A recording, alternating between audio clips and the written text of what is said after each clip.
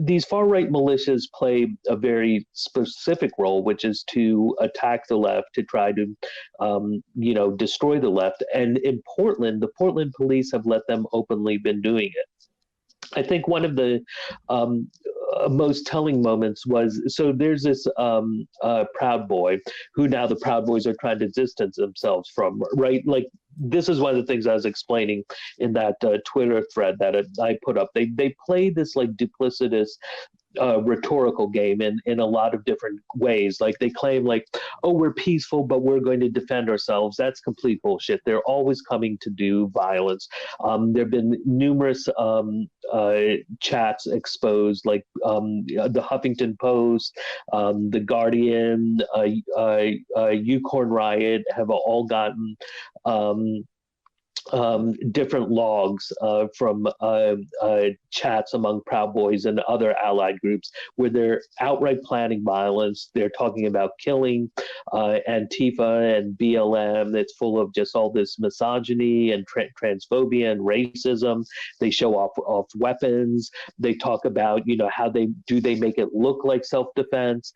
How do they bait Antifa into like throwing the first punch? Not that that matters. Often they're the ones who throw the first punch, and so it's their role is really to try and destroy any sort of political opposition in the street. And this is why I just don't have any tolerance for anyone on the left who's just like, but Biden is so bad. It's just like, you're being a suicidal moron. Okay, if Trump stays in office, they are going to seek to crush any sort of organized political activity on the left. Say Biden does get into office, I think certainly we'll see a resurgence in the whole Black Lives Matter movement. Because one of the reasons, Trump has been effective is he is in a way kind of right that it's these democratic cities that are the problem. Now, they're not the problem in the way that he says they're the problem, right? He's saying they're too lenient on protesters. But the reality is no, they're too violent, that this police violence, this racist police violence, and also political violence, let's not forget that, right? That's something that has been erased, that the police systematically carry out violence against the political left. So I think we'll see this will become, by next summer, a crisis again. Because the police killings are still going to happen of Black and brown people. And so you'll see people going on the streets, and this is going to kind of force Biden's hand a little bit. And I think you'll see, folks in Congress, especially those like AOC, who will be more emboldened, to be pushing for real solutions. And that's one place where the left can play a significant role. I think we'll see a real resurgence, but part of it is like we have to get through the pandemic where people feel, that they can get back, like start going to meetings and doing, the real kind of hardcore organizing again, the actionism that we see, the constant protesting, right? Portland is now on night 114. The only thing that interrupted it was these horrific wildfires where it really looked like something out of that. What was the Blade Runner 2048? Like the sky was this like orange soup, and it was like extremely hazardous to be outdoors. So we'll see a resurgence, I think, in climate justice activism, and I think we'll also see, we'll see somewhat of a return to immigrant rights activism, and we'll probably also see some, increase in activism around reproductive rights as well, and certainly, also trans rights, given Trump's attacks on trans people. But are we going to see more of like a socialist movement?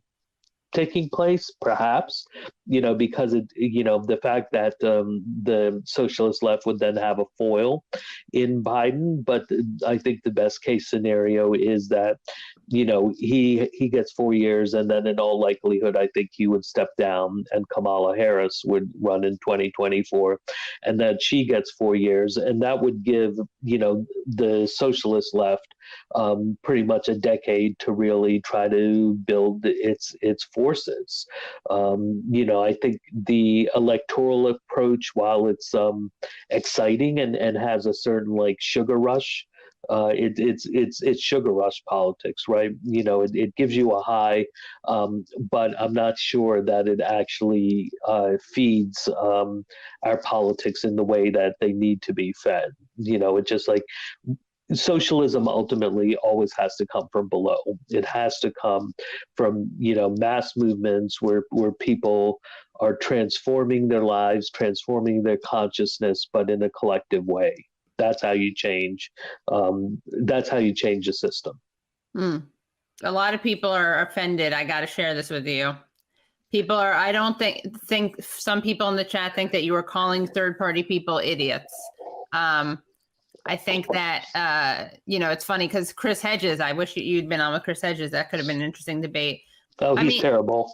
Oh, he was on earlier. Yeah. Well, I don't have a problem calling them idiots. They are. They do not have. These are people who do not have any skin in the game. Okay, I like I said, I'm an immigrant. I've been doing all this reporting on immigration. I don't need to be told by white people how shitty the Democrats are. Okay, I've lived it my whole life. I've reported it my whole life. But we have fucking concentration camps, children's concentration camps, where thousands of them are being tortured psychologically, hundreds sexually assaulted, dozens have been killed. There has never been refugee camps in history south of the U.S. border. That is unheard of. There was the concentration camps for Japanese, internment camps. After the race riot, Tulsa 1921, African Americans were rounded up, certainly the Native American reservations. But these things are unique in U.S. history. What is going on is an absolute abomination. And if you don't live in a swing state, I don't care, whatever, vote for whoever the hell you want. And even if you do live in a swing state, you know what, your one vote really isn't going to make a difference. Vote for Howie Hawkins. I don't care. But if you're making an argument, voting only matters as a collective strategic exercise. But if you're making an argument that people in swing states should not be voting for Biden, you are in the camp of fascists, okay? You are pro-fascist.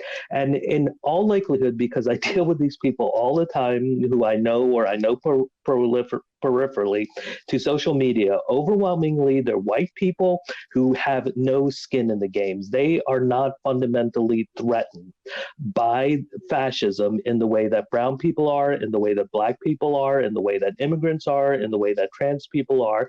And they're also like highly disproportionately met.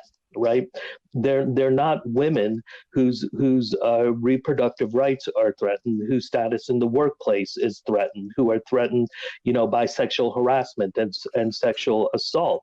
These are people with no skin in the game, and I also guarantee you that they're not involved in any sort of meaningful political activity on the ground in the streets. These are people who just sit at home and bitch on Facebook. They don't actually do anything significant politically.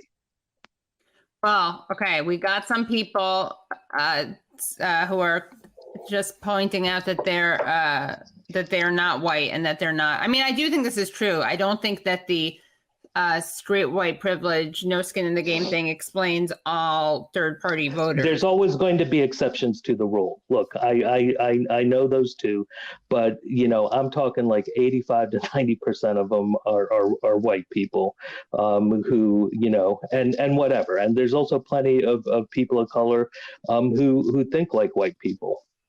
Yeah. I mean, then there's a question of if we actually want to do this, if the goal is to defeat Trump, there probably has to be better messaging. I'm just some constructive feedback. I mean, feel free to vent. No. I mean, yeah. no. I actually I really don't give a shit what these people do. They're irrelevant. They don't do anything significant politically. They're not, because I've built my reporting on career on reporting on social movements on the left and on the right. And particularly on the left, I have been involved in these mass struggles. And I guarantee you, there is not one person in the immigrant rights movement who is active in organizing around defense of immigrants who thinks that Biden and Trump are the same and who cares. The people who think that they're enemies of the immigrant rights movement. Okay, we'll have to have another debate. We'll have to have another show where people can debate you on that.